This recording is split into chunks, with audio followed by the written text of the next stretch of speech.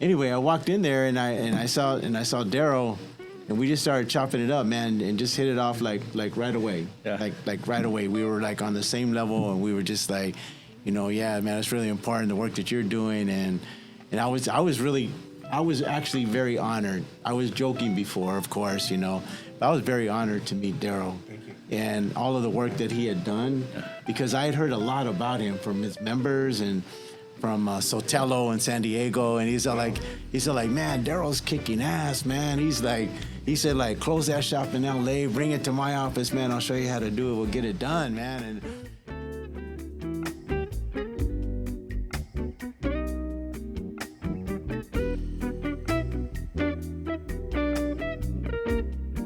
Hey, welcome back to Spotlight Pomona. My name is Andy Quiñonez, and today in studio we have special guest.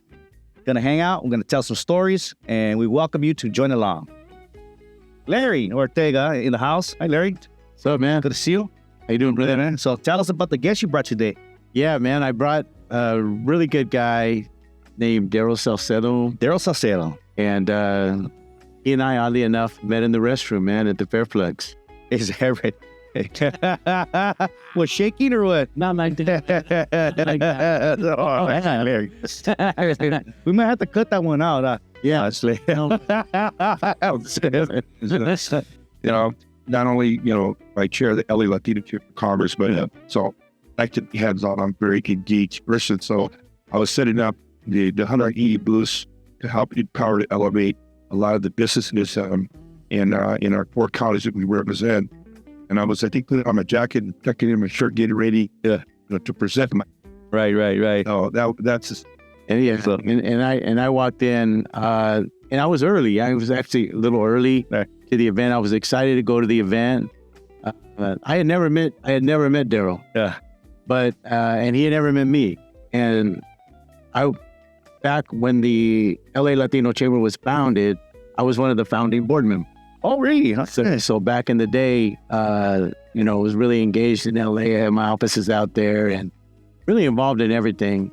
Part of the technology stuff that I was doing at the time, helping the kids. And, my main thing was just kind of get the word out and let people know that, that we got to invest in our youth. Yeah. Helping our youth right now is really important. And so, then Gil took it over. Gil Vasquez was Gil Vasquez is the guy that actually sat on the board for the 1984 Olympic Committee in Los Angeles when they were here back in the day. I mean, that's who that guy is. So he's an amazing cat. And anyway, I walked in there and I saw Darrel, and we just started chopping it up, man, and just hit it off like right away. Like right away. We were like on the same level, and we were just like, yeah, man, it's really important, the work that you're doing. And I was actually very honored. I was joking before, of course, I was very honored to meet Darrel and all of the work that he had done, because I had heard a lot about him from his members and from Sotelo in San Diego. And he's all like, man, Darrel's kicking ass, man. He said, close that shop in LA, bring it to my office, man. I'll show you how to do it. We'll get it done, man. And then just over and over and over again, just hearing all kinds of great things about him. So when I had the chance to meet him, I was just like, man, this is really cool. And it's, I'm a big believer in faith in God. And I was like, this happened for a reason, man. This is just not by accident. Of all the thousands of people that were there, bro, he's the first cat that I meet when I walk in. Like, that was no accident, man. There's no way that was an accident. Yeah. And so we started chopping it up after that. And yeah, man, and he was like, he and I was like out of it for a minute. Like, I hadn't been engaged with the chamber for at least 10 years, and he just like, boom, got me up to speed on what was going on, who was there and everything. And I was like, damn, man, thank you, brother. And I really appreciated that, man, that you did that, man. You took the time to acclimate me to where everything was going, and just like really not even knowing who I was, you know what I'm saying? Like, and he would just like very open and say like, yeah, hey man, these cats are doing these things. You can check it out, man.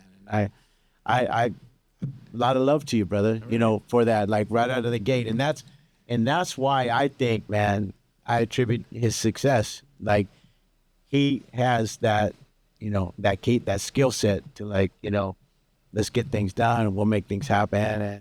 And I'm really looking forward to chopping it up with you today, brother, because just so I, yeah, go ahead, man. if I could add to it, and the thing is success is in your storytelling. If you have great storytellers, you elevate, right? And so we do a good job of being aligned, and our board members are aligned. And when the LA Latino Chamber of Commerce, which I think was called an LA Greater Los Angeles subsidiary, or other, I think was the original name. And what it did, it was a spin-off from the LBA, which I came from, the LBA with Hector Barreto, and we took LBA national. So, I understand being in the business development world, and if you keep things simple, you don't need to, create more than it is. That you can have a successful organization. We're not about a lot of things, but what we are about is changing the narrative and how do we elevate each other. So, we need to stay focused on what you're good at, and anybody can be successful. You just got to stay focused on the plan, I guess is we'll call it. Yeah, focus on the plan. I really appreciate you. Yeah, no, man. Absolutely, brothers. So tell us, what's your background, brother? You're a business owner, you're a record label producer, and and as a side job on the side, you're the chair, which probably consumes most of your time on any given day. Well, fortunately, I felt that the only way that we were going to grow the organization was, obviously I am the voted chairman by my board of directors, but I act more like a president and CEO because I do the day-to-day. So I'm very involved in placement of how we move forward. So, everything that we do, like yesterday, we had a meeting face-to-face with Mayor Bass to recreate the movement that Garcetti had put the rest on the Latino initiative. So we're now going to committee in LA City is going to help elevate our Latino agenda. Be that it's FIFA's coming around and working with the FIFA, Super Bowl come and go. We're more cost LA. How do we take our communities and elevate them as well, right?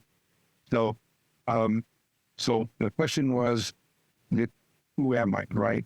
I'll throw it back to just where you are right now, business owner, record label producer, chairman. So, okay. So now we have established that I am a chairman acting as a president. Yeah, right. I am a developer. No, I'm a general contractor. So what I do is I work for underserved communities. At the age that I'm at right now, I felt that my skills better used to how do I impact underserved communities with my skill. So I take on projects that are in need of design build contractors, which brings architect and engineering team this community to help with the board of directors to help them with vision.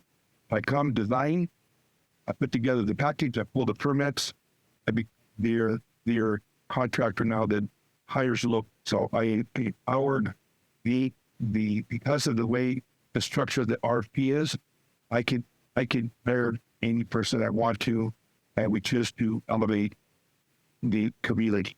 Now, it's not always Latinos, it's whoever's best is going to give the best thing that has the most commitment to their communities. Right now, we're finishing up 4 baseball diamonds area. We're doing art swaps, we're doing pickleball courts, we're doing splash pads, we're building maintenance facility set in one project. In Bakersfield, building a much needed shelter center for MAOF as well, right? I was always very talking to Caltrans, trying to get my commits to build much needed workforce housing. Now, workforce housing is how do you bring pride to the family? How do you keep mothers, fathers, all their kids like till we lose them to the correction or we lose them to neighbor? We lose these individuals because they don't feel like they have a place. Right. So you talked about Fred Sotelo. Fred Sotelo and myself created a development called Belcom.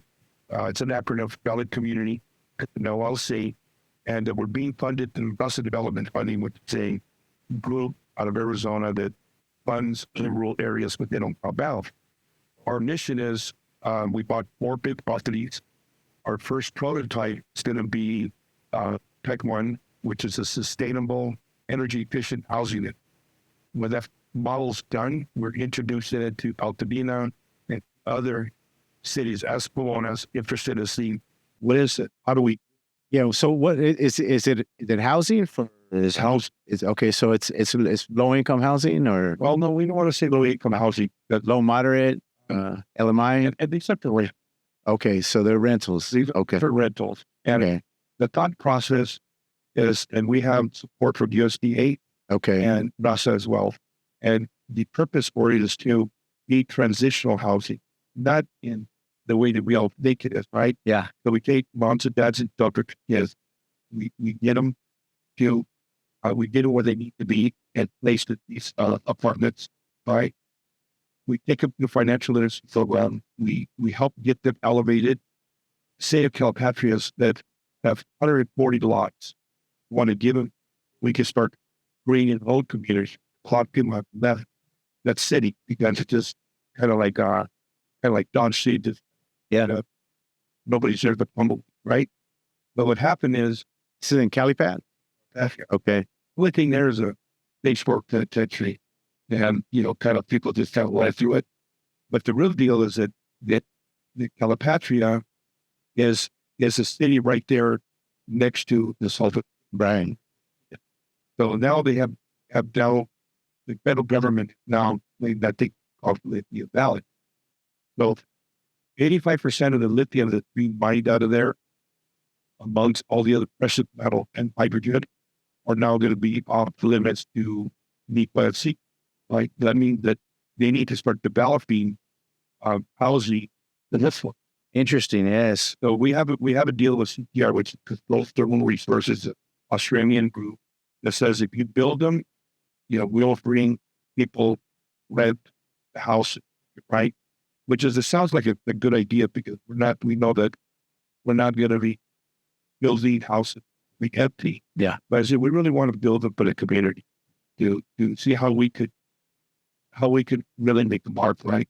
And our whole mission, our Associated Construction Services through, with my wife, Anna, that we're instrumental in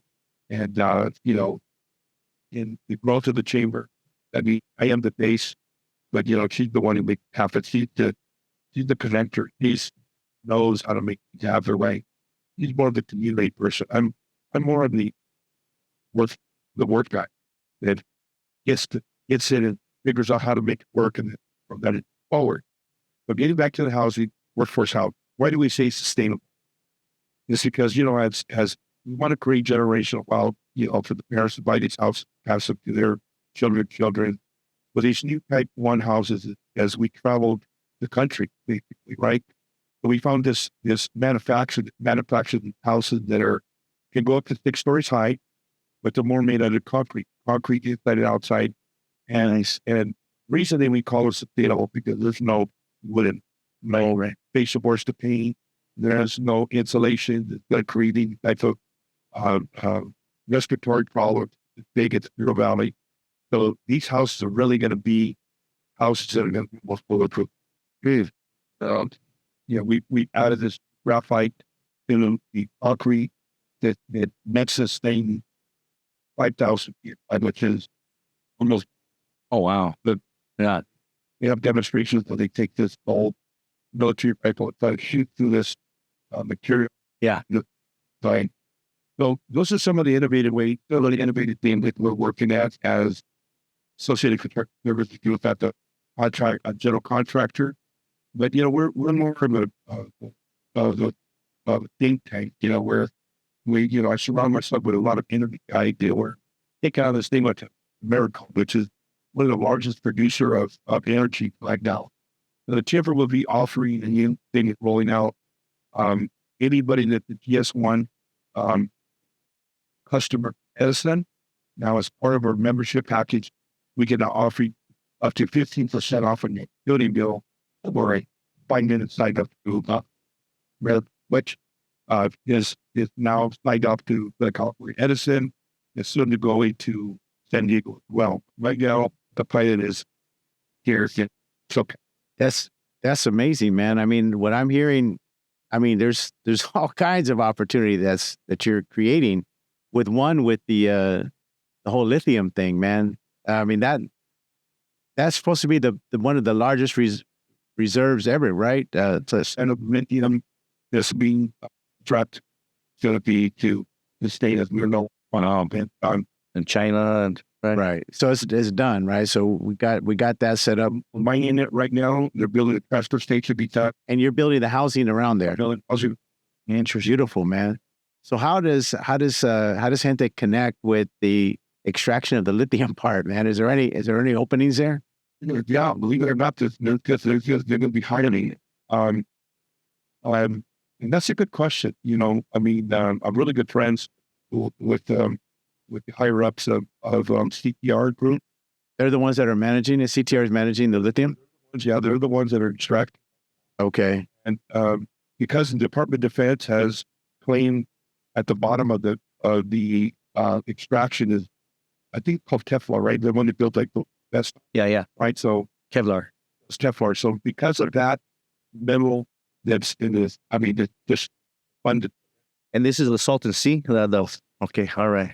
Well, now they said, okay, this now has become a job that the feds are going to be taking over. Department of Energy, Department of Defense, and the feds have now deemed this. So there's going to be the starting wage, I think, of $30.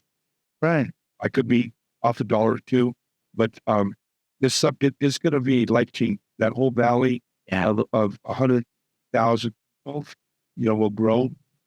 People now want to be known just as an Aggie. Is that that's where you're from, right? Born in Austin. Okay. Look at Hope. And what's it called? Hope, Bill? Holteville.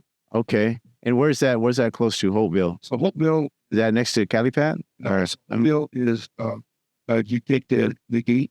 Okay. Way, and past El Centro? Next, city that butts Arizona. Oh, no kidding. Right there. Right on the border. Right there. Yeah. Hopeville is known for lettuce, carrots, DiMaggio carrots. Okay. Melons. Produce a lot of our honeydew, cantaloupe, and watermelons out of there. But more is known for its kelp. The nutrients that in the feed in the Imperial Valley creates the feed is one notch under a Kobe beef, depending on who you like, right? So the nutrients on the beef that eats this is amazing. The beef that comes out of the Imperial Valley, it's because of nutrients. So in Imperial Valley, the cattle, they still graze on grass, or are they being they've been fed something? Bales of oats or bales. Right. But what is top quality nutrients? Most of the beef you eat at a chop house. Yeah. I can't think of it. So I see your moment right now. Yes. The top end chop. Yeah. Probably beef. Okay, Brawley beef. Ruth Christie, that's like one of them, right? A big chuffa, right? I was going to say El Rey. I don't know. Places like that. I'm a apprentice. Yeah. That sounds good for dinner tonight. Yeah. Valley's a very, very interesting place to be from.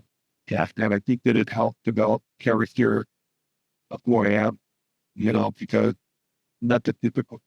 You got a lot of grit, I'm guessing, Darrel. You got a lot to that. You live in an area like that. Yeah. It's just different. Yeah. I just don't know how to explain it. So a lot of people that come out of that valley, you have a different mindset. Yeah. Done. And we're simple people, man. We're not, we're a outdoor stuff like that. We're not, we don't have a lot to do. Yeah. Not Now, the first time I met you, I went to your house. I was invited to an event, Havana Nights. I think it was for the Chamber of Commerce. And I didn't know where I was going. My wife and I, Norma, we went to a beautiful house, and I believe Covina, yes? San Dimas. Okay, so San Dimas, beautiful home with a beautiful view. And all the people there were high energy connectors. There were so many different conversations. You were very welcoming. You have a beautiful home. So I'm going to guess that you've come a long way from the little town you were born in to this beautiful home and this work that you do nowadays, huh? Well, yeah. I mean, I show people this photo on my book. It says, I believe that entrepreneurship, I don't think that's something you can get a master's degree at. And I saw this picture of myself, pedaling the fallout, which are once watermelon. Farmers would drop them back, and the neighbor would sell the watermelons on the fire. People that would pass you by. Yeah. For 50 cents. And they would collect all that money, and then we would go to, I believe his name was missing the jail, but he was the one that owned the movie theater. Today, not enough money for 30 kids to go to the movies. Then you open it up. Him and his wife would go to theater. Yeah. Watch the big popcorn and livery candy for Woolworth, whatever it was. Yeah. And already in negotiation and as a little youngster. I'll show you that's a picture with it. Oh, wow. But I believe that it was the start of understanding or organizing neighborhoods or organizing people. Yeah. I wanted to go to the movies, but, I can tell that I grew up in it with like 4,500 people. My uncle was a chief of police. So, in that valley, if you were a Hindu, right? You were not allowed to profit. Oh, wow. So a lot of the Indian married Latina. And so my aunts married Singh, Dylan, Taliban. So I have a lot of family members there. I've never met in my whole life an Indian Chicano, or Well, I'm not. that's My father is Tejano. Tejano. Tejano. My wife and my mother had a master's degree. She was very from Imperial Valley. Her father was a meat cattle farmer. Okay. So I grew up in a rural area, but I grew up around my dad owned, my Dinas and his own businesses. So we've always been Yeah, a little bit of feria, right? Yeah. we grew up understanding Yes. essence to it, how to move things like that. How to move the cheese. Absolutely. That's me. Yeah. I don't wait for somebody to give me the cheese. I treat people. Right on, man. I've never been the guy that just sits there and waits or expect somebody to give me anything. I go create my own, and I do it by my resources. Right. And, when people believe in your mission, it's much easier for the cities to want to be a part of what drives you. Right? Yeah. Well, yeah, but I'm pretty excited about where I'm at in life. I'm obviously a statistic. There should be no way that a person like myself should be, in the position. I just finished 6 years of the DEO Workforce Development Board. I was the chairman of the board, recrafting the guiding principles on how we attract or how we help the young adults, whether it's reentry or foster or misdirected young. Right. Now, so I wrote with 30 other commissions. We wrote the way you do business in LA County, which is the second largest workforce board in the country. Now, you said the DO. But the DEO, what does that stand for? Economic opportunity. Oh, okay. Yes. That's what the DEO stands for. I think the budget when I was managed last year was right around $275 million. That was a budget I used to oversee. We owe on through, the federal. All right. So I was very instrumental, and what a great learning experience. It wasn't something that I wanted to do. I just felt it. I was I was recruited, I guess. And you don't have to understand that, when you're in an environment where you have people with double masters, the experts, and I'm not sure what, but these are the people they're creating policy. Right. How do we get to the table, let them know that, what they're creating is what for regular people. So I believe by design that my journey that God took me on was so that I know firsthand what it feels like to be neglected, to be underserved. So not only do I talk about it, I understand it, I feel it. That's it's my driven passion of how do I become a light teacher. Right. Not that I think that God, right, but with the tools that He's given me, with the the trials that I've been and they'll be here talk about it. How do I become that light changer and to be a part of it? Pretty exciting. Yeah, 275 million, brother. That's big, man. And you did that for 5 years, you say? 6 years. For 6 years? What would you say is your, out of it all, like what stands out the most as your most significant accomplishment, just in that space right there? When I started understanding the difference in homeless, okay, I couldn't understand why Andy was spending $30 million on the site. And as I got to understand the different degrees of homelessness, you have the mentally, then you have the addicts, which is also mentally ill. Sometimes says ill. Yeah. And then you have family, lost the job or in a bad street, medical bankruptcy. Something happened, where down people are not sensitive to them, understand they need house. So those homeless are considered the house. Like, how do we help them? They're living in a family member houses. All right. So I got to understand that. Now, understanding and growing up in an environment that was very aggressive, I won't get too much of that, but understanding that my friends, that are incarcerated, most things they didn't do, but in Orange County, the way they did things in Orange County were very, very unfavorable, bona fide racist. Right. And I have a lot of friends that are still doing life without parole.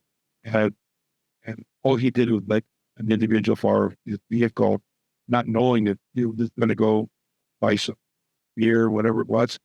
Ended up being one of the worst massacres in county to date. And he's still innocent. Wow. But, I'm sensitive to the re-entry individuals that they need to leg up, man.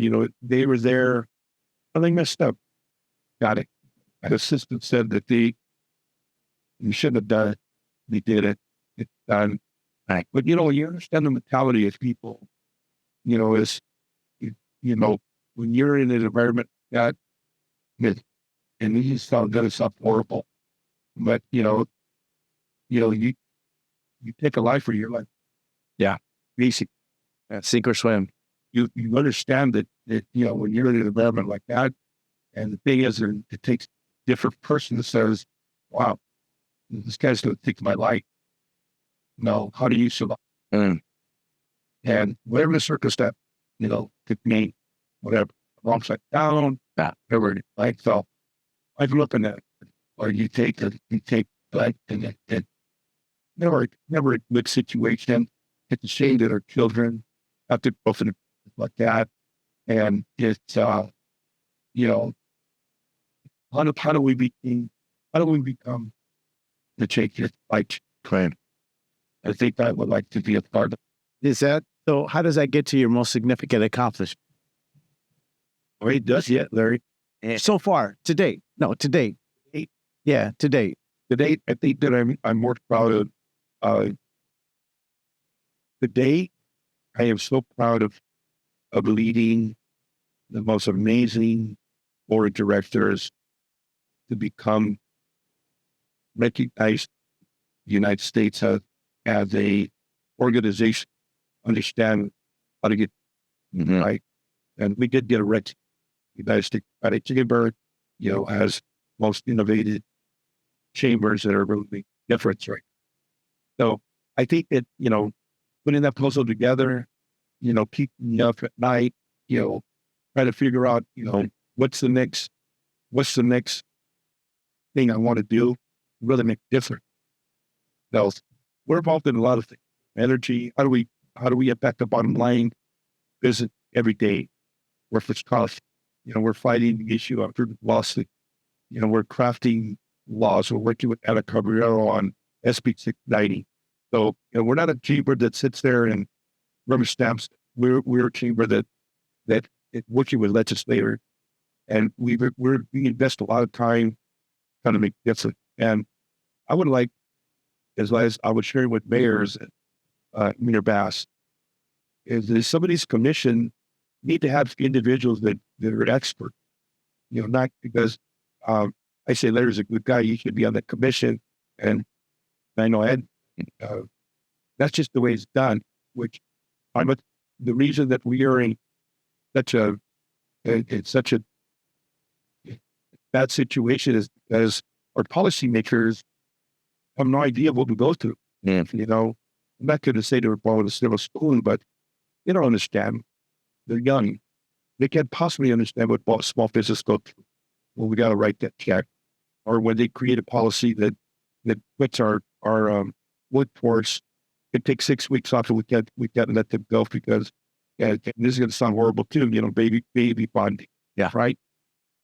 And when I came from, right. I mean, problem is it slows down process. You're a person that needed in these official positions not available. I just don't know. I just don't know. So what's the solution in that scenario? Like what would your brothers be for Mayor Bass on a particular committee? Like what would be an example? Yes, I want to see what committees you have available. And I'm going to place experts. They're going to help you make the right decision, and I'm not going to sit here and get around. I mean, I'm a Arts Entertainment Olympic Board to the big dog, right, in LA. I had my first meeting, the co-chair, right, and it didn't go so well because, I just laid it all out. This, how I see it. You guys don't see it like that, the relation. Or, I don't believe it, and wasting a moment of my time. We don't have like mine. Right. And, that gets back to anything that I'm involved in by design.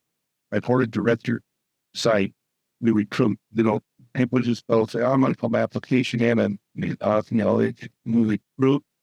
You're a team builder with intention. That's it. Yes. Our vets, experiences are not vets. Yeah. Have the mirror people go there and network and have a conversation and an environment where it makes sense, right? But everything's attention. We don't do it. Right. A lot of lack on that, right? But when we do think we do a lot, like, Well, when I went to your house and you had your event, I got to sit with with Sheriff Luna and had an honest, good conversation, just like two normal human beings. I had a number of conversations with people that are helping develop policy and legislation, and it was very exciting to be in an environment where there's so much energy towards good things. It was brilliant, and you really learn how to surround yourself with like-minded people that are going for the goal. Well, and they deeply, sincerely. Yes. But again, how do you surround yourself with people that are the great storytellers? Yes. How they're going to be able to convince others to align themselves?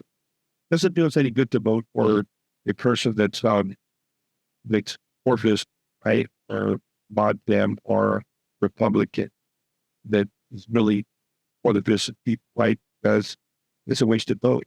So how do we align the mods with ours to help move the agenda, right? Without fighting, without arguing, because, based in California, we're Democratic. long times. I guess the last time might have been, was it? Sure, yeah. Actually, but yeah, we're interesting time. But again, we're an organization that I'm proud of because we develop. We're not waiting around for the handout. A lot of Right. wish I could say what stuff out, but kind of stuck with me. But because I think back more like an association, Right. Where That's it. That's an interesting perspective, man. That you are describing a situation that you've actually personally went through yourself when it was LBA, right? So you were up and comer at one point, as you were just starting your business. Has it always been ASG? no. So Now, what does ASG stand for? His business, the name of his business. so the original name of my business was Sauceda Development. Okay. That was back in 1990. Okay.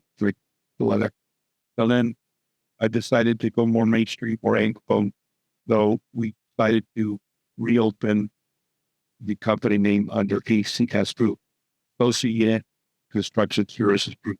Right. So that's the name we've had since 2006. I don't know, it was kind of crazy. We haven't even been the top of the Yeah. Okay. Right.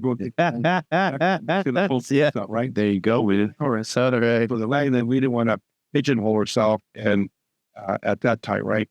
But the mission was always to create partnership. So there's always, the mission when we restarted ACS Group, I had just left Telecom. So at Telecom, I used to run the governmental programs. I worked there almost 12 years. I was David Lazargas ran, man. I was kind of a prodigy. I was kind of the last person that been blessed to have him Been mentored, huh? ran. Yeah. And he lined me up with Dr. Henry Ramirez, Dr. Frank Alderete. All these were all my mentors. So I've been instilled, and these trailblazers, these guys that have left a big mark on the USA, were my mentors. They would call me and talk to me and set me on the right path when I didn't know what direction I was going in. I've had some really good people. Yeah. I met one that night, right? There was someone that honored at your house, an architect. He was probably in his 80s. So on that night, I think we honored David. Was it David? Yeah. Was it David and Hector Barreto? Yeah, I do you. Hector Barreto was another guy that I worked under. So it was kind of interesting because I was a Teleco employee when I went to LBA. I'm remembering. I'm having a flashback right now, man. When I first walked into the Teleco offices, and I could see your face, bro. Your office was right there, man. So, And I didn't know you then, though. It was. I knew you, but I didn't know you. I mean, David and I used to sit on the green lining committee. You remember green lining? So we would, we would be together on these different meetings, flying different places, and that's how I knew David. And then, I went to see David a couple of times for the same reason, man. But the mentorship value that he provided was phenomenal. And you could just tell him, one situation, but I kind of have it like, okay, have you looked at this? He wouldn't even actually give you direction. He would just he would just tell you like a story, and just fortunately and unfortunately, I was the chosen one. Yeah. So it wasn't like I'm going to go look for David to give me consejos, right? Right. It was like, he's going to give it to me. Right. Because he saw something in me. I didn't. And that goes back to re-entry, goes back to people that need to be given these moments. How do we do that, right? How do we do that with our feet, right? And I was an old dude, in my 50s already, and just trying to get my life on track, thinking, okay, so what? I still, didn't know what protocol was, because this didn't work. And this was in your 50s? That was good. Oh, wow. I'm just going to be turning 50. So I'm thinking you're like 30 years old or... No, right. You got to take away the first big moment. All right. Yeah.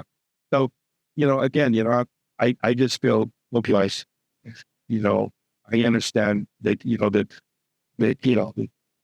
the first 50, not having a direction, that I think the Holy Spirit finally touched me and said, you know what, you did it your way, you're going to do it my way right now. And I believe that,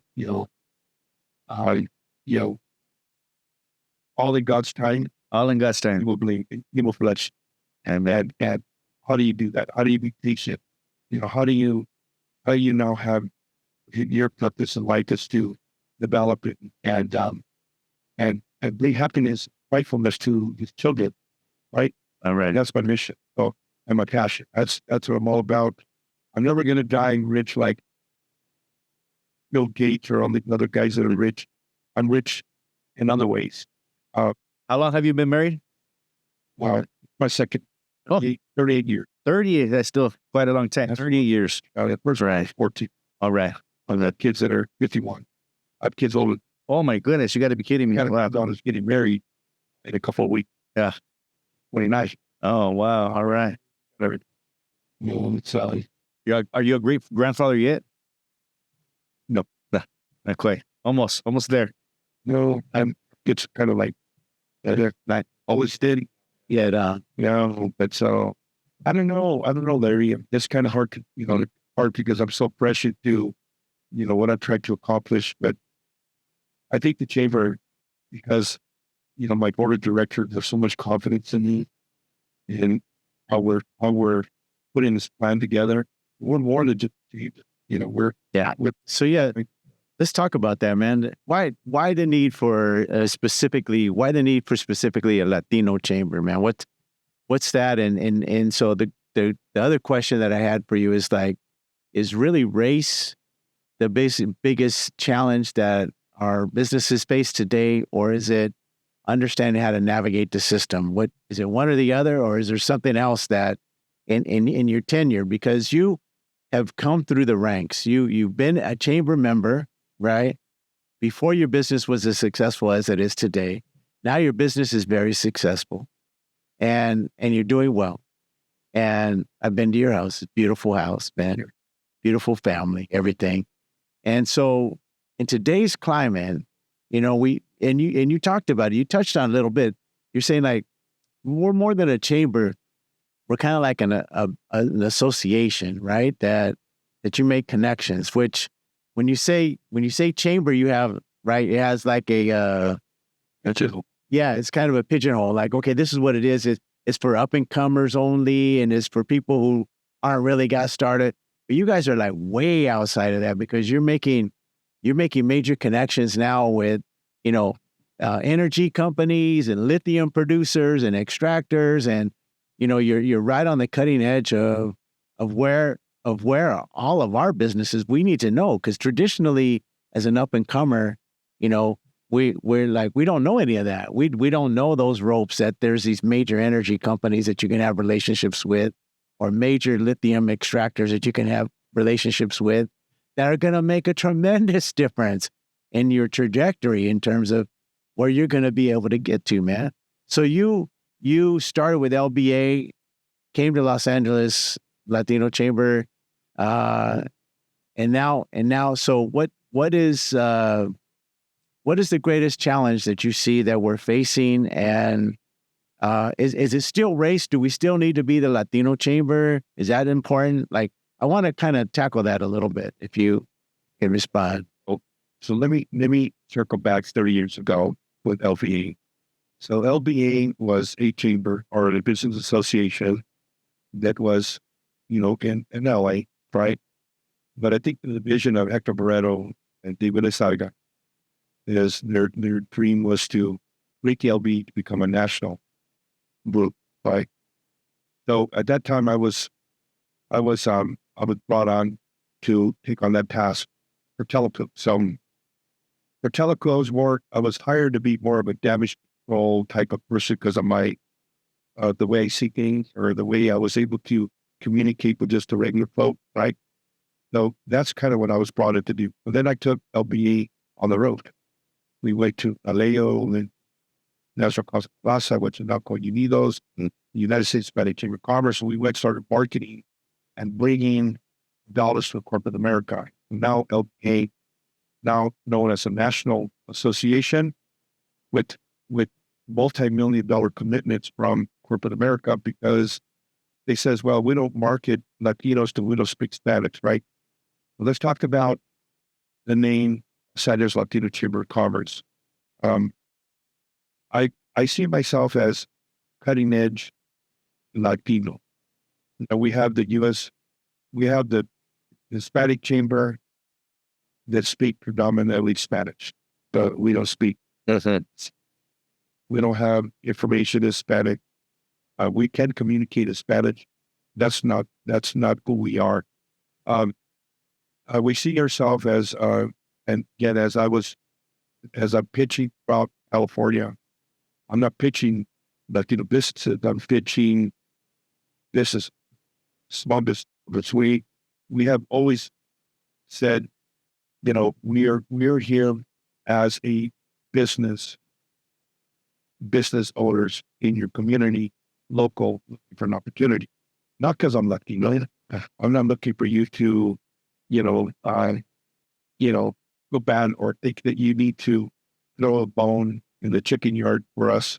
We're not there. We're not, we have billion-dollar companies that are part of our organization like Matter. We have, my company, myself, we have a $30 million bonding capacity, which allows us to loan in federal, state, and municipality. We don't have a bonding. Then we have a great past performance, right? So, and understanding and building the organization, we have the best as part of our organization.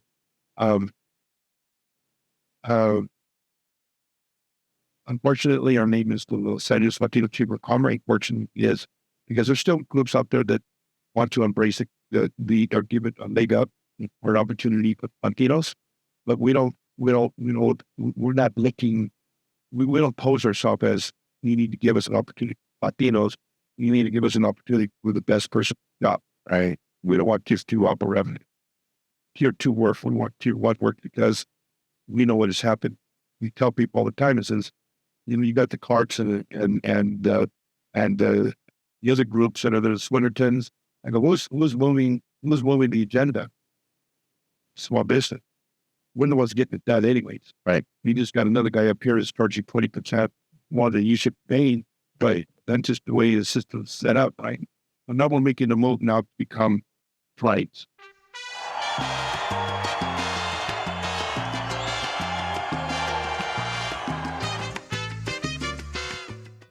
A quick question. Now, the pandemic shut down a lot of small businesses. How do you see that affected the time that we're living in now? Well, what happened with pandemic is the businesses that were not diversified, not hit, and then worse than that, it's crippling our economy. Now, these businesses have been credit. Now they're not able to get decent loans. But we developed factory money to help elevate. We found out that the city of LA has a fund that you could get for like 2 to 3% if you're doing work for LA City. That you get a job with them, and which is the farmers pay money to buy material, and the money secured by themselves. So they're gonna let you borrow money, pay your workforce, buy material, and then they just take it right out of you. Oh, okay. It helps you move. Right. Help build yourself back up. So my company didn't get impacted by pandemic. What an essential company. I had huge contracts to the utilities that people needed to have heat and weatherizations, and so I Didn't skip a beat I actually grew during that time frame. That's great. I wanted to circle back to the question what is the greatest challenge that you see for business owners today? It's not race, is it? It's not race. If it's not race, but you're saying that it's not, right? That ain't the issue anymore. It's really just understanding how to navigate like where we're at. How do we do business with the lithium extractors, with the energy companies? How do we get tier 1, right? That's really navigating more than it is. Dude, race is not can we say that race is not an issue? Not really an issue? You can ask me that, and I'll say, yeah, it's not an issue. But again, well, I should be old enough to say that I came from a affirmative action and civil rights movement, but I did it. I just never been in that space, right?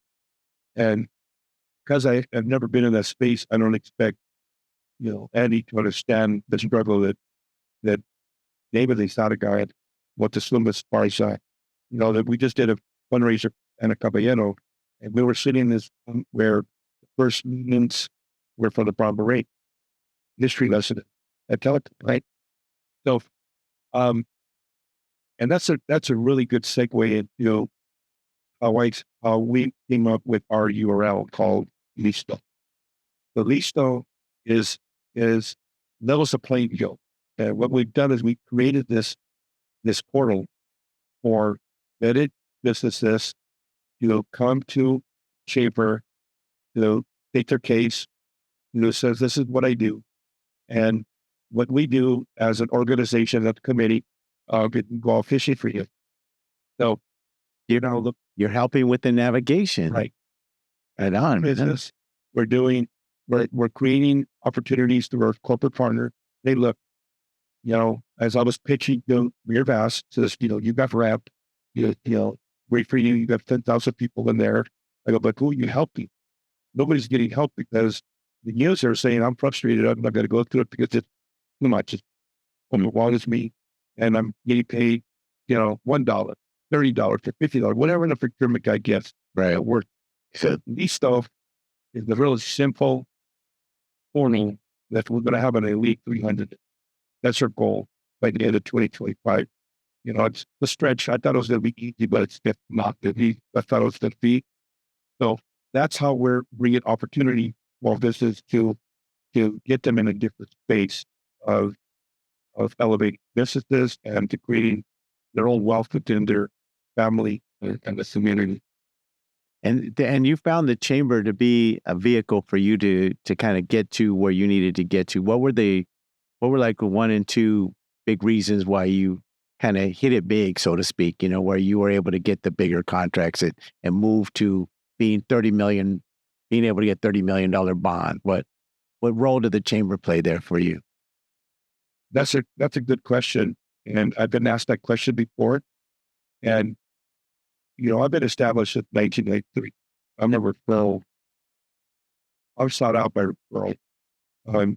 I don't use the chamber as a tool to benefit myself. I have backlog of 5 years right now still of opportunities that, if I so choose to continue on this path. So I'm in my 70s that could. That's not my plan. But I'm just so excited just to be a part of being a game changer of business that I'm not looking for myself. Anything that I produce is to create this mission, becoming a clearinghouse. That's what I want to do. I want to go get opportunity. Andy said, hey, I need to paint it. Boom, I collect the information, put it in my portal. Hey, guess what? I'm looking for a painter. Then for a floor, it does that. And the way we're creating a lot of this opportunity are this is the business. Marie says, I need my 9-story tower in San Bernardino. I want to put all new painted flooring in there with a big portal. And in the portal, now we have our legal members that we've all committed to that have been vetted that do the job. Now she's going to give an offer to you. That's amazing. That's Veneer, right? Is that Veneer? Yeah. Yeah. So yeah, I met the dad. What was his name? Very good. Mentioned it. So yeah, quite a bit. Yeah. Like Doris, that was. Yeah. Yeah. I had a chance to chop it up with him, man. Well, those are the relationships and the things that you're talking about that, you have mentorships. And I think that the chamber actually brings an opportunity to create those relationships. Like I would have never met you had that event not happened, that chamber event. It was a big chamber event at the Fairplex. And it was like, bam, you were there. You're the first guy that I met, man. And so I think the coming together, that commonality, that thread, that we have as Latinos, creates that opportunity to come together. Not asking for the chicken bone to get thrown at us. Or like, oh please, sir, give me, just one peso, and we're not doing that. We're connecting at another level. Like, you're a professional, I'm a professional. I provide these services. You have a connection to those services or know somebody that needs them. The veneer example is a beautiful thing. Veneer is one of the biggest prison construction companies in all of California. They built almost all of the prison. Oh, right. Giant corporation. Right? It's an industrial complex. 2.5 billion. Yeah. Nice, but yeah, her mission now is not to build people to incarcerate them, but more people that want to rehabilitate their life. Interesting. And understands that the environment they're going to these incarcerated are, they come back out, and they go back, right? That acclimate to what's happening. How do we make them individual that can be asset fighting? I could have very easily fell into that. Right. And are rare people that need to me and that line me up. I would all people cold. That's I saw something in me that says, my heart's in the right thing. I'm not looking. I always tell people, rather be the rock gratefully the mulattoes in the band. I don't like to be. I don't want to be. You're not the lead singer. The lead. I don't want to be what I call, because I'm just a regular guy. Nah, but not. I'm not looking for recognition. I don't need it. I look at myself in the mirror every day. It says, "Hey, are you being right? Are you doing the right thing?" Because I do. I check myself. And making sure that I'm running on my passion plan.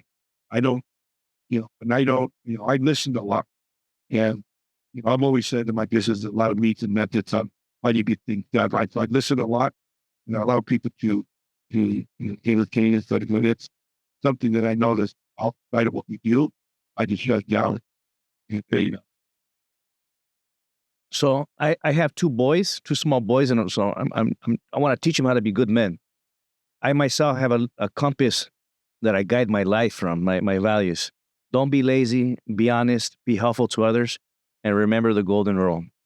If you're going to tell the audience out there, and maybe there's some young people that are coming up, in their 20s and had the entrepreneur spirit, what would your compass, what would help you to navigate this crazy world that we live in?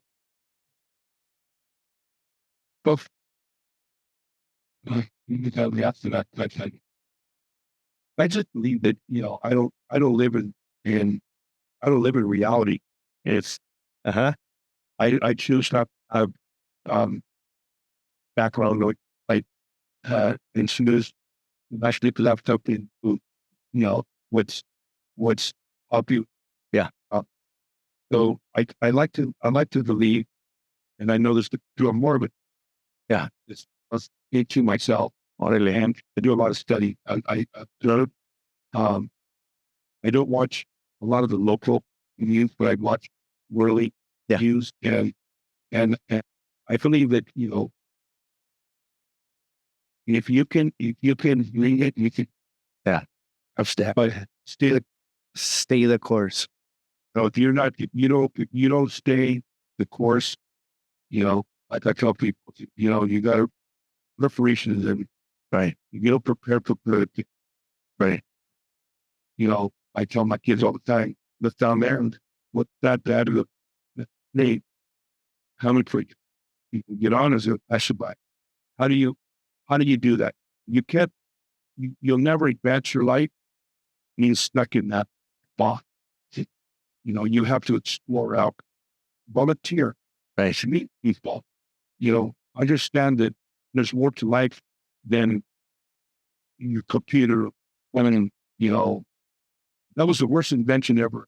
It's saying that, what an amazing man, Gates, whatever the other guy. Yeah. And now, the young kids, where's my innovator? I'm thinking that was the death of us as human beings making. Yeah. Wow. Now I agree, man. 100%. How do you talk to people? Yeah. Right. How does that happen? Right. But, baby boomer trying to communicate with some of the other generation, they just look at us like, we don't know, not going to talk. But, newsflash, we're still here and we'll still help. Right. And we're still in legacy. You got to figure out how to communicate with us because we have a lot to share with you. If we'll teach you, and everything's full circle. Everything's full circle. We're in bell bonds. Eso. I never worked. Everything comes, it's like that. Everything comes full circle, right? And, we have a lot to share. And if you just listen, you have to agree with it. I can agree with that, right? But I've always told people that I mentor, stand of course, what is your course? What is your thing? How do we make gear up through? And that's it. Yeah. All right. That's so when you were eso. Getting baby. Yeah. Not being a menace, right? Get your life right. So I just got a couple more things I want to cover. We cool? Yeah, absolutely. You the hour? Yeah. That's it. Tell you when it goes quick. When you cool? You still cool with some time? Yeah. Okay. So, on that, man, like, what would you tell your 12-year-old self today? Man, when I was 12 years old, man, I would never have dreamed where my journey been. I mean, being able to have a great conversation like with all of our leaders, like Polanco that looks at me as I wanted him. Wow, that loves Alatori, Stephen Bizarga, Vasquez. I mean, I would have never imagined that I would be that guy now. Then people are all encouraging me to take us into the next era. 12 years old, you don't know them. The saying that some 12-year-old, we never dreamed to be in the game. We don't dream to be drug addict. We don't dream to be misfit. We just scientists. We fall into that trap at 12 years old. But again, coming from a farming, man, I'm just worried about the pair of shoes. So walk on the 130-degree asphalt. Right, without burning your souls, right? Yeah. Yeah. What would you tell yourself though? Like right now, like, is there something like you're 12 years old, you're there at the farm thing. Is there something that, given your experience now, what would you say? Save your money. Save your money. Don't blow it as you bring it in, huh? Yeah. Because you never know when it's going to end. Yeah. And I've always been, even at a young age, I made my first millions in my 20s. Okay. As a 10-bit. So I spent it all. Now, as soon as it came in, it was already gone. Huh? That was with the first wife. Yeah. All right. I mean, but I believe that I worked hard at police. Yeah. I could have been so much good. Right. I would have just understood this, save your money, invest in something that's going to make you well. Yeah. Our poor kids, man, they don't have the chance to help because, being a homeowner is like so far. Yeah, forget about it, man. It's wild. We have groups now that employ attract our kids to spend $100 at a fall team. Probably more than that, brother. Yeah. I was talking to a friend. She went to the World Series game. She said between her and her husband spent $1,700 for the World Series game. Yeah, I came from a rural community, and I was raised my upper years. I was raised in Al-Qaeda, so I put that in. Oh, okay. Cool. All right. So I'm an angel. Yeah. If I could get to die. But I have a good time. Right? All right. But I am a miser. Yeah. I'm a good steward of my money. All right. Eso. Much about my wife. I see the Amazon guy. Yeah. What's he doing here? Oh, you got the wrong address. I go, is that your name? Let's switch to politics real quick, man. On the Latino elected officials. For me, for me, I can share, and I'll just kind of set the foundation, right? I can share that I've been largely disappointed that we have not taken the leadership the way that we have. I mean, we have some big guys, Becerra, who is HHS director. We have Padilla, who is U.S. senator.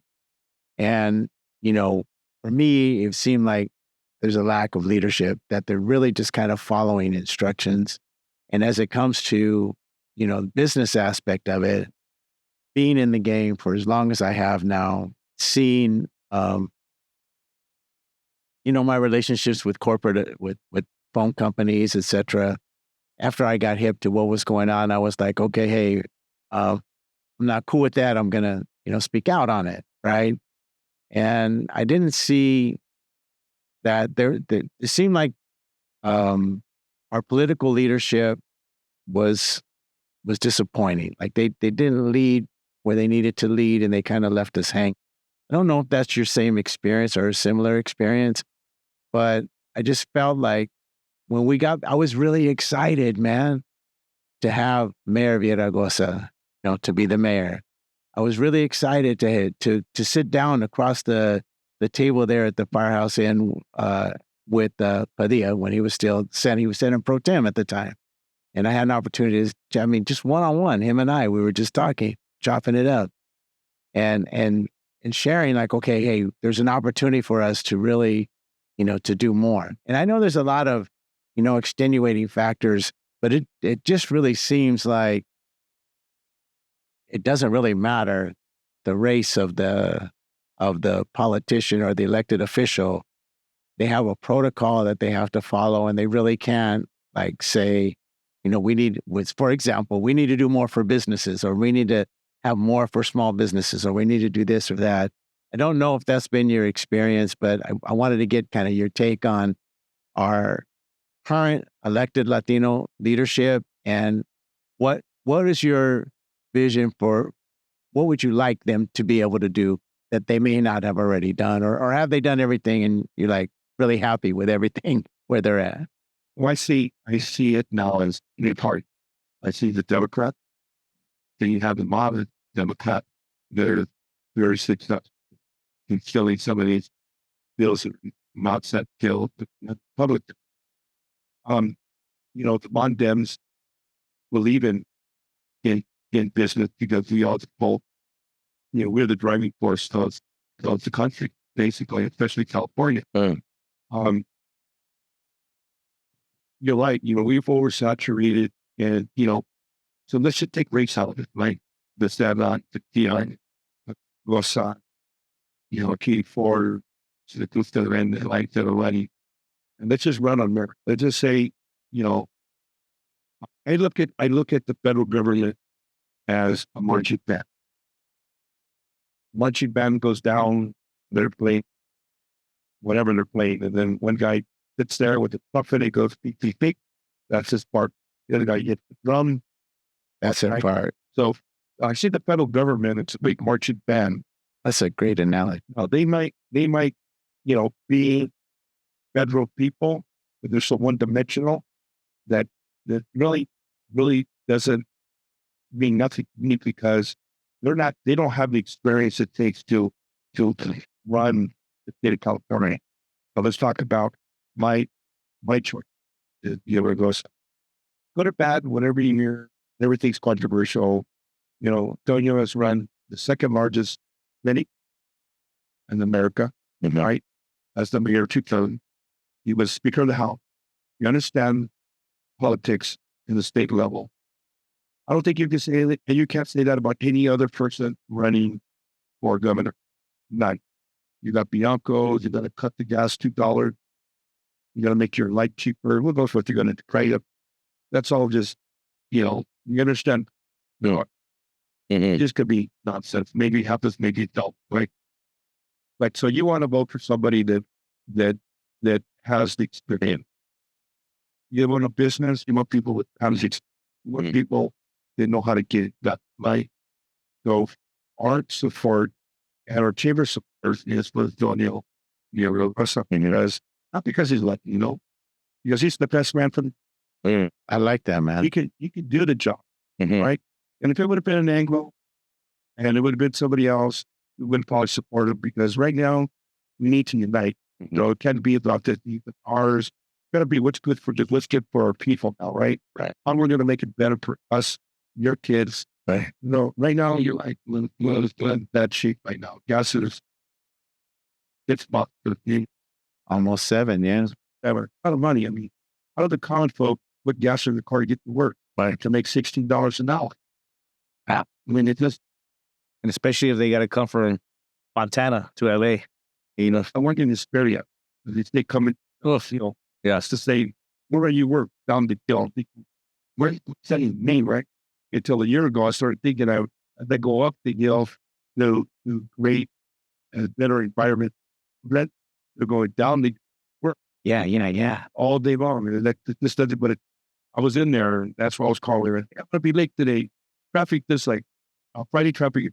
Forget it. Yeah. Right. Yeah. It's insane. You know, we believe that with LA 28, that Sheriff Luna is our sheriff because he has all these things in place, and then you gotta stay with what's working right now. Like all these other lieutenants that are coming up, that are running against them, and again, what I had to get off to it. And the thing is he needs to understand that he's not the boss of all. He's got the supervisors that are his bosses. You don't get along with your boss, things don't go. Not going to happen. Yeah. I like the guy.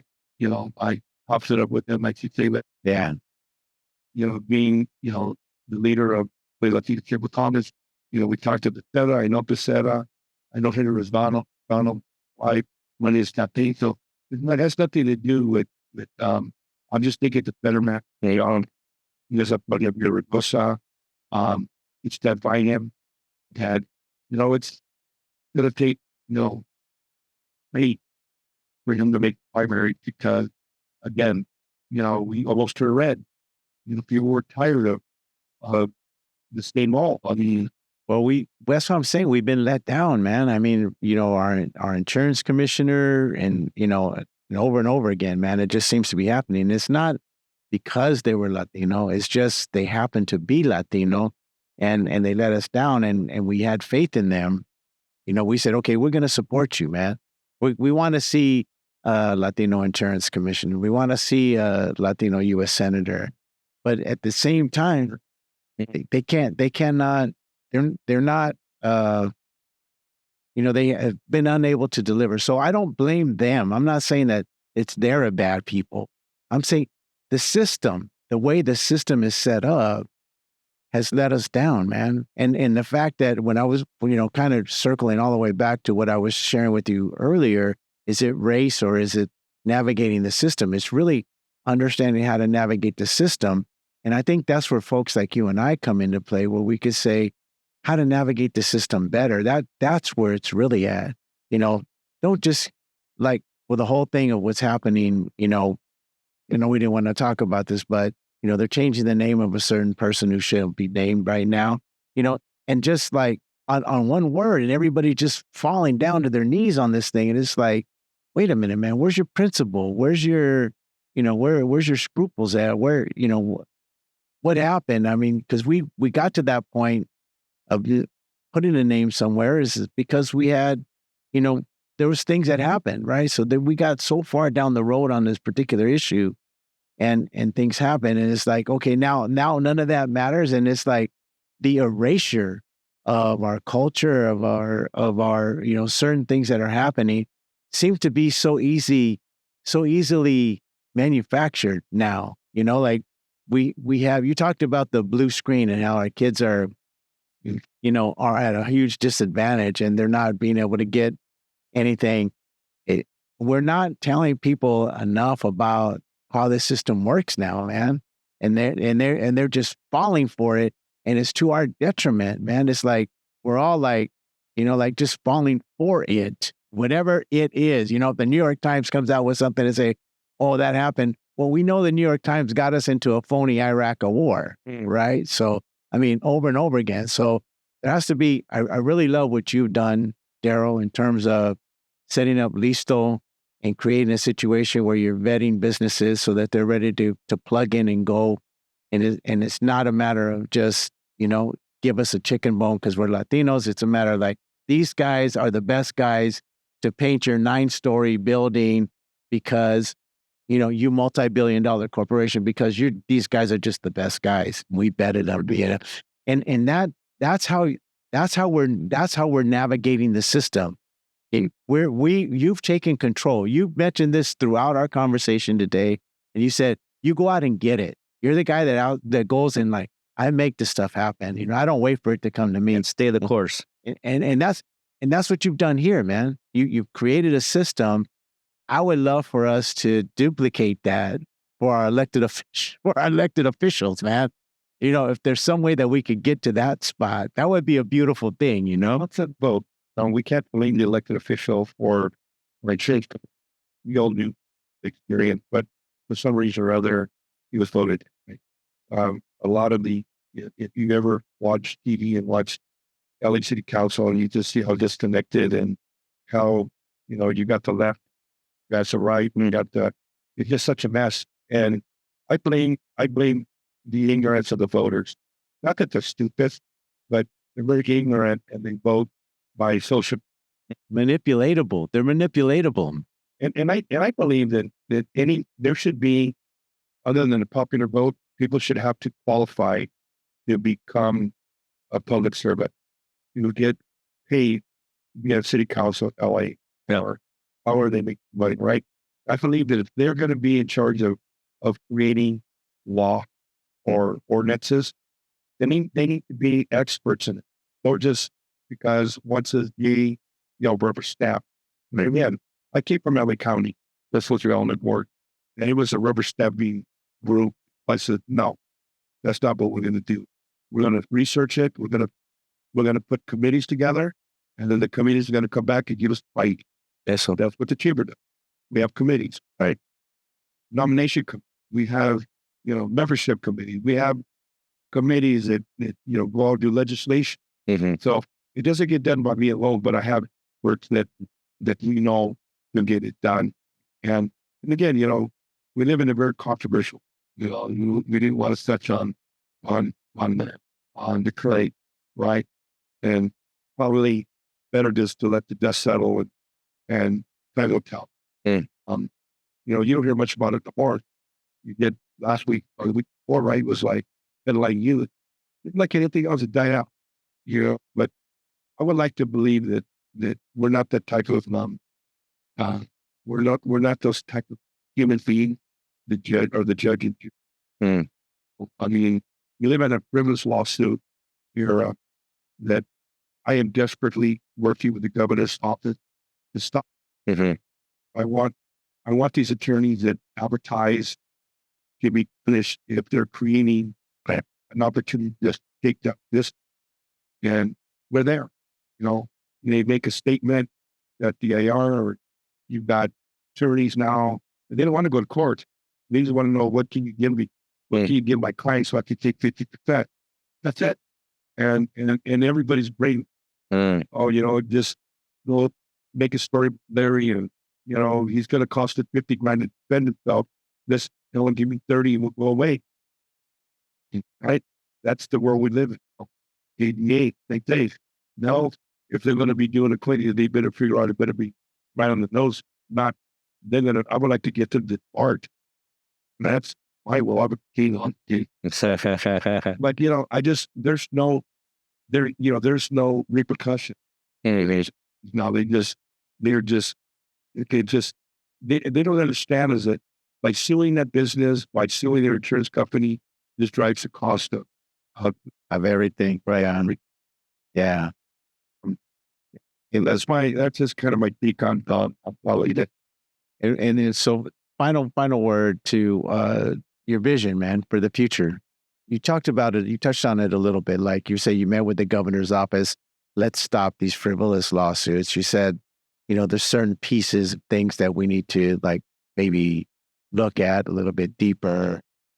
What is your vision personally and professionally, either through your affiliation with the chamber or, where do you want to go? You talked about not not wanting to still be working at 75. I think you said, you know, you're 69 today. That's, you got 6 years. 4 years. Yeah. But you know what, one other thing before we wrap, man, is I wanted to talk to you about your health, but we'll close with that. But I want to say, what's your vision for the future, man? What do you see from here forward? That I would like to instill new technology in building for. I think that is something that counties, states need to take their brownfields or their land, surplus land, start developing things, help create generational wealth for their community, their kind of families. What What kind of technology? When you say technology, like, what are you thinking? Now let me jump in real quick because I think about a word that aircrete or hempcrete, the technology that they're foaming concrete to make it light but durable, or they're using the cannabis, the hemp of the throwaway, to add into the concrete to create a firm. Is since you do the construction element and the contracting, have you heard any about this new, like some of these new technologies that may help? this coming out? Yeah. It's not time to. Right. Again, it's just somebody that has a vision, idea, or it's trendy, like the new kids on the block, Right. or those kind of, disco, Yeah. just less of those stories. But I'm not a trendy guy. I'm a guy that understands technology. So in traveling and visiting Europe, their buildings have been there for 1,000 years. And probably it's all concrete out. The Three Little Pigs I think about. We build houses with straw and wood. Yes, and get Right. that reach. Right. So gigacrete is what you were trying to talk about. But gigacrete is a mess. And let me tell you why. Because they take conventional metal studding, stick it in, build a house out of metal stud. Everybody's excited about all these modular homes, right? Well, they're gonna remember that a lot of the things still corrodes. Tyranny. You've got to use insulation. It's not a great insult. What is the best building material around concrete? That's right. That's the sustainable part of it. Where you don't have to make it. Once it's done, it's done. So we're going to be introducing. We'll have our prototype done, hopefully by the end of 2025, to introduce that technology. 2026? No, 2026. Eso. All right. No, 2026. So you're hoping to have it done at 2026 and to take the show. Eso. We'll rent a Greyhound or whatever they got now and go to these Harvest of Beanie city managers and show them, look, this is what you can do to your city. And I would like to be a training ground. I'd love to have young adults learn how to build these things so they become expert. Eso. And then to put these individuals out so they could teach the people how to do it, but them trainers and understanding that they've done it. Yes. So we have a group that's out of Illinois. We have another group we got one of the states, but we did travel together in Utah, and now we're all working throughout the United States to create this new concept. And All right. the building, not only is it maintenance free, basically, right, but it's really half the cost of conventional. Get out of town, man. Wow. What the heck? Man, why? Well, because Sorry, bro. No worries. Yeah. no insulation. Yeah. I see on YouTube the 3D houses printing with concrete. What are your thoughts on basura? Yes, really, huh? Yeah. All right. Graphite in there. Yeah. The thing is gonna stay together. I mean, again, it's trendy. Yeah. I would have known it. Ah, well, it's good to know. Yeah. Being that, I'm a mechanic. I'm a builder. Right. So yesterday I was late tile.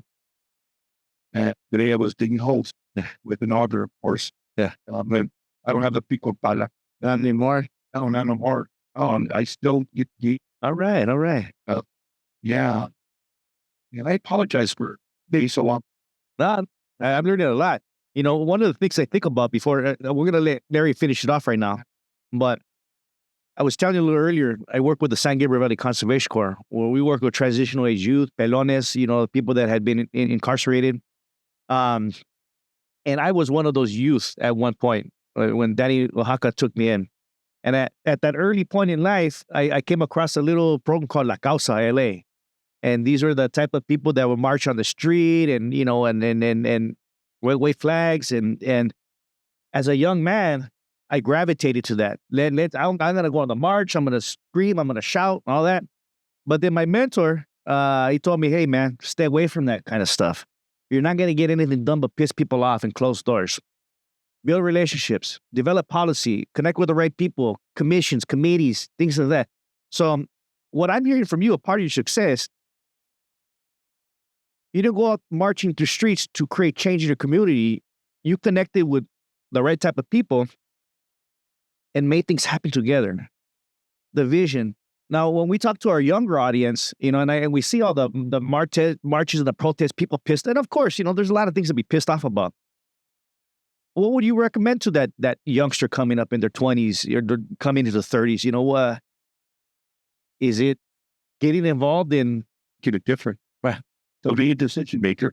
Go to school, learn the politics, learn to have a seat at the table so that you can make, so that you in the bigger environment, you'll be a decision maker or part of the decision.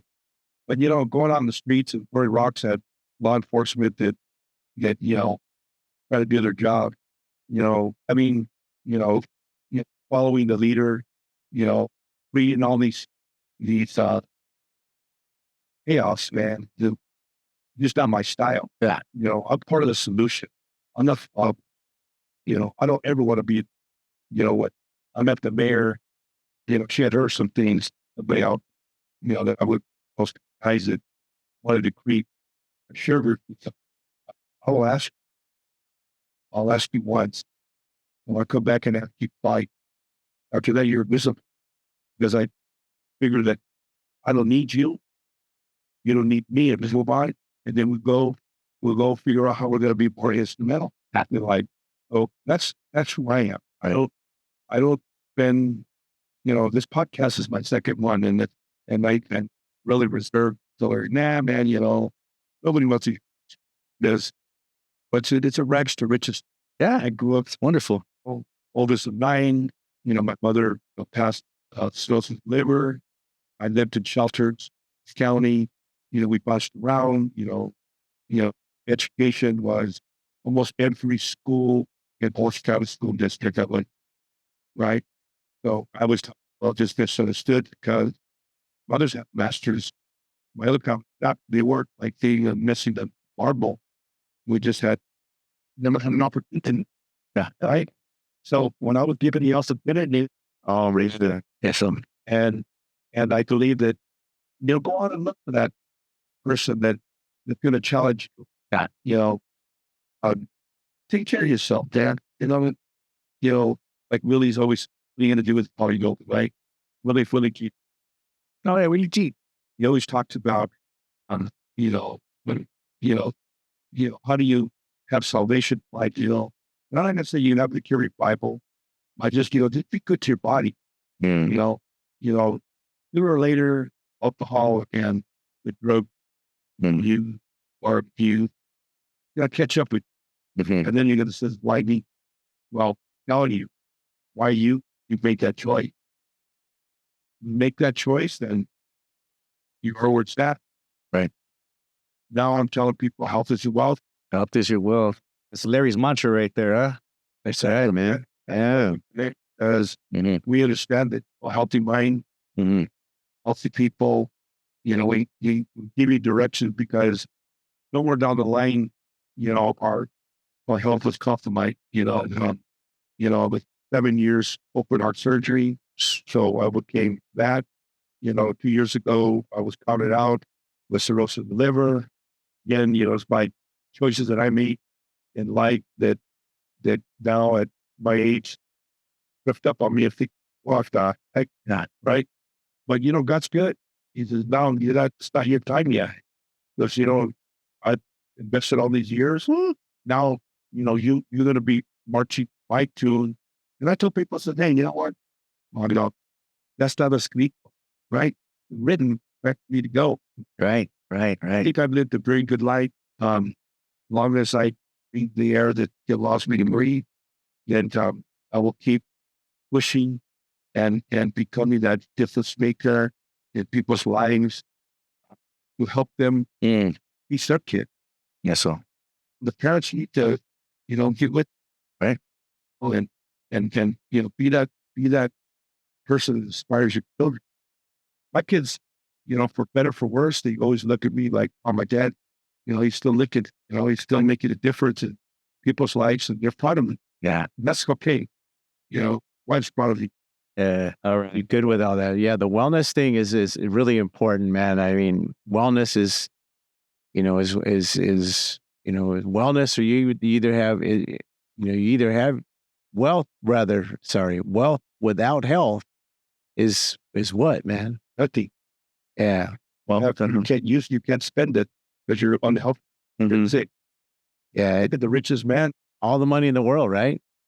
Yeah. Right. That's one thing, we're all going to die. All of us. I always want the person, I said, what's the deal? I said, well, it's not about money. It's about quality.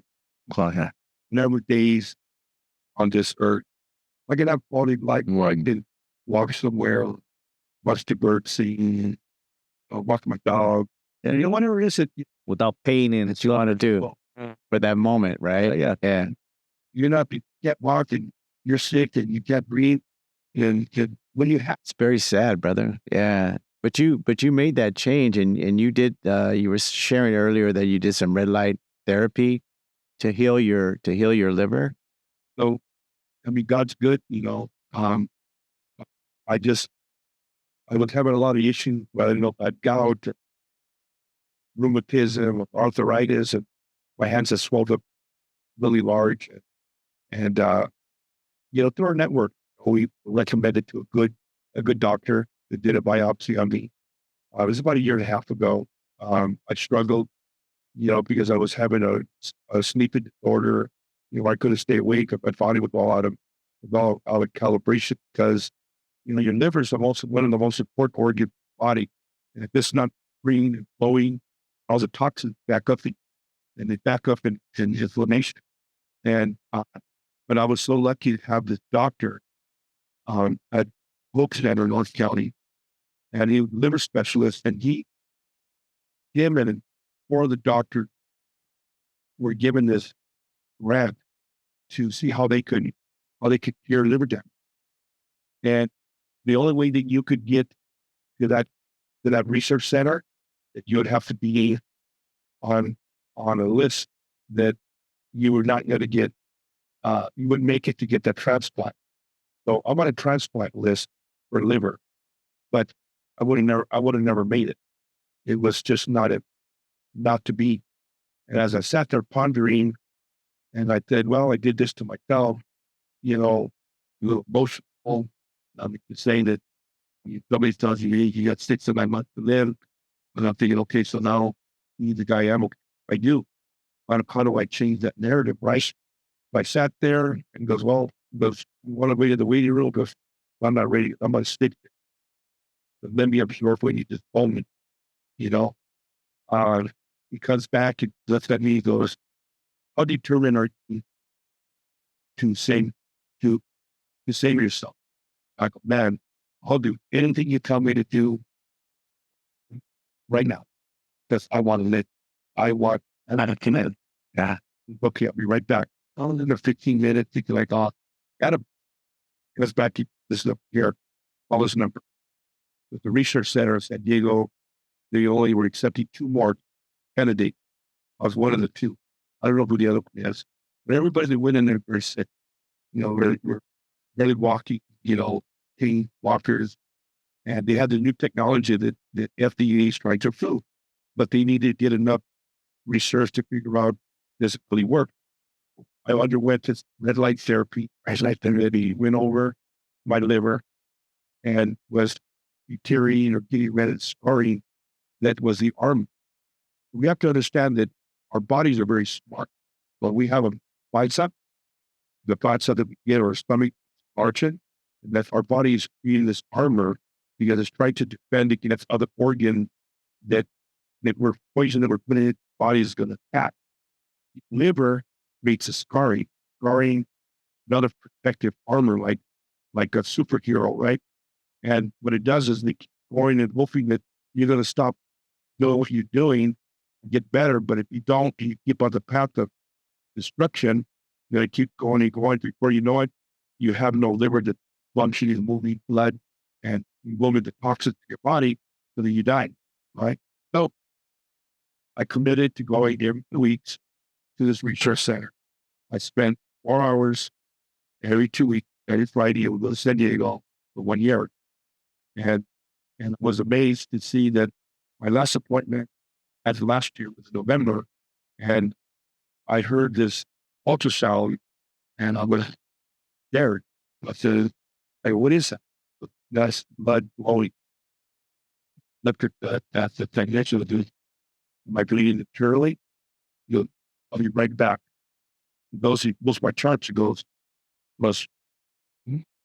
yes, cirrhosis of the liver stage, because your enzyme levels at 600 and something, and it's almost amazing how your liver recovered. Wow. And I left there thinking, man, God's good. He saved me again. And I'm thinking, okay, now what am I going to do?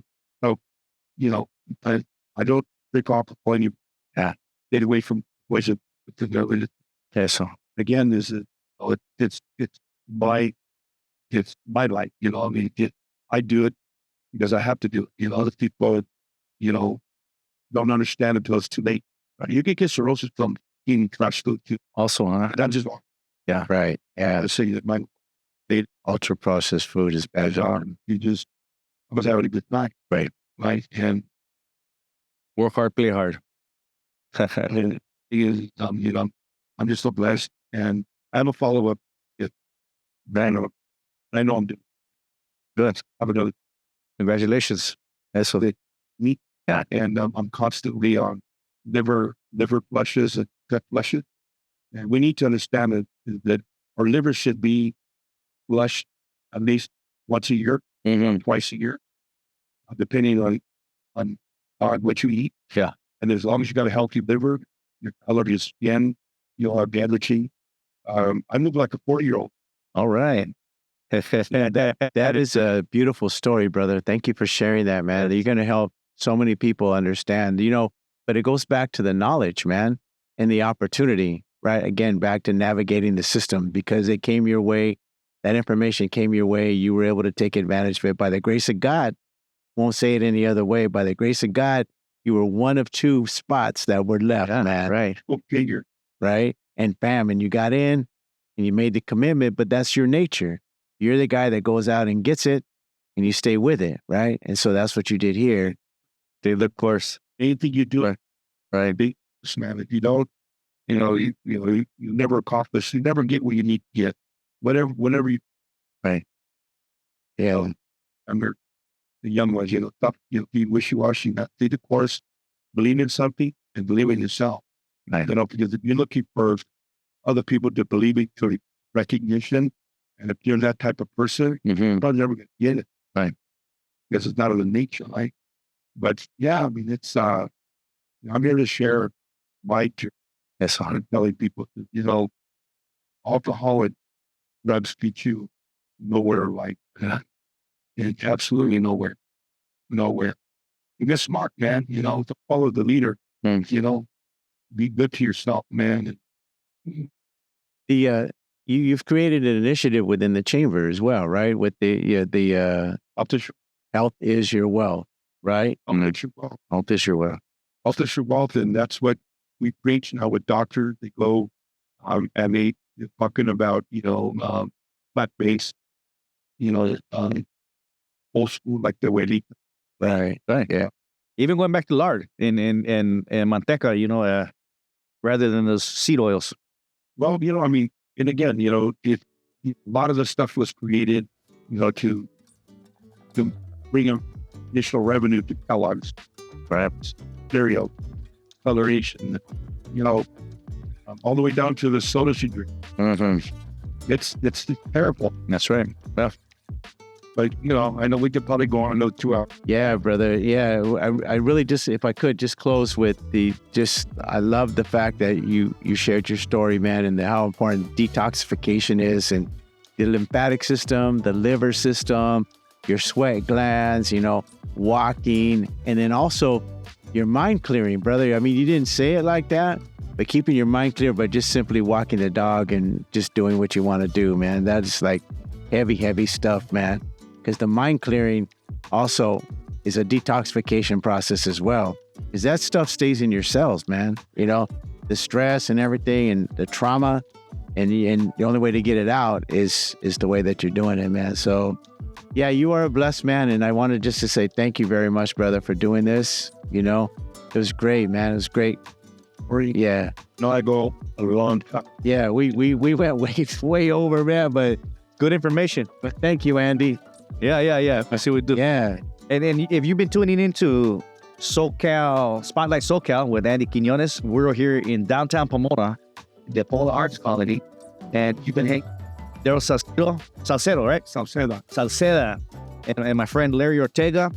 And I heard a very interesting, I'm going to call it a quote now and use it for the rest of my life. Success is in our storytelling. And that's all you right there. Success is in our storytelling. What we learned today, just to kind of recap, stay the course, make a plan and keep it, do the research, save your money, and health is your wealth. So we hope you enjoyed yourself. And again, thank you to our guests. And we hope maybe we come back one day. Maybe. I'd love to come back. Right on, man. Part 6 and 7. Yes, right on, brother. Yeah. All right. Listen, peace.